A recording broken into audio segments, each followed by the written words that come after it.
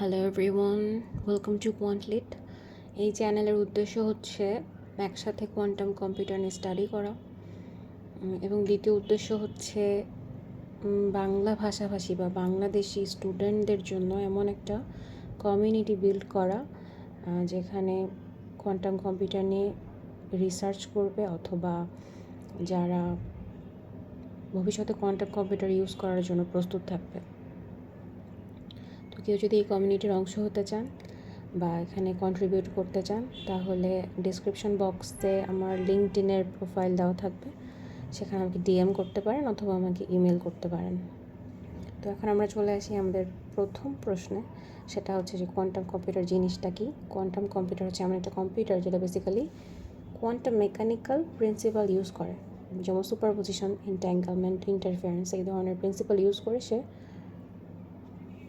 ইনফরমেশনকে process করে।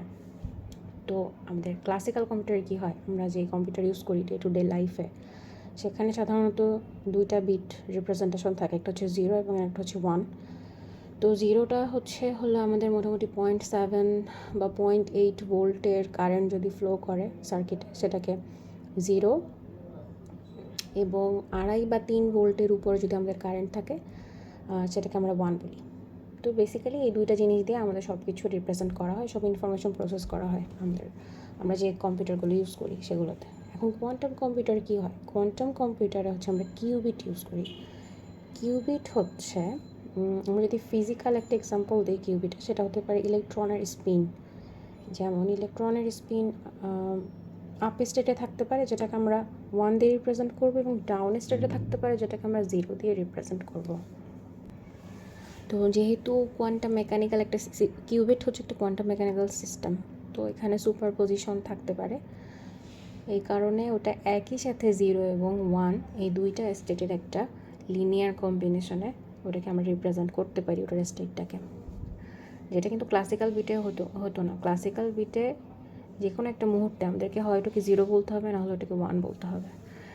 আর 2 cubit system যদি চিন্তা করি, যেমন হতে পারে একটা স্টেট আমাদের দুইটাই ডাউন 0 0, একটা ডাউন একটা আপ 0 1, একটা আপ একটা ডাউন 1 0, এবং দুইটাই আপ 1 1।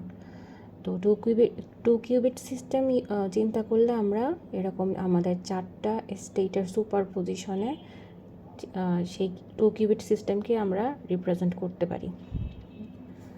তার মানে হচ্ছে আমাদের কাছে যদি n নাম্বার অফ কিউবিট থাকে, তাদেরকে দিয়ে আমরা 2 টু দি পাওয়ার n সংখ্যক স্টেটকে একই টাইমে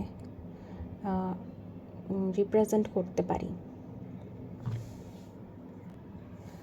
মানে হলো ক্লাসিক্যাল কম্পিউটার যদি একটা ইনফরমেশন স্টোর করে, সেটা হয় হচ্ছে আমাদের, যদি আমরা হচ্ছে এরকম 2 কিউবিট সিস্টেম নিয়ে চিন্তা করি, তো এটা যদি ক্লাসিক্যাল বিট হয়, যদি কিউবিট না হয়, তাহলে সেটা একটা সময় যে কোনো একটা স্টেটকেই স্টোর করবে।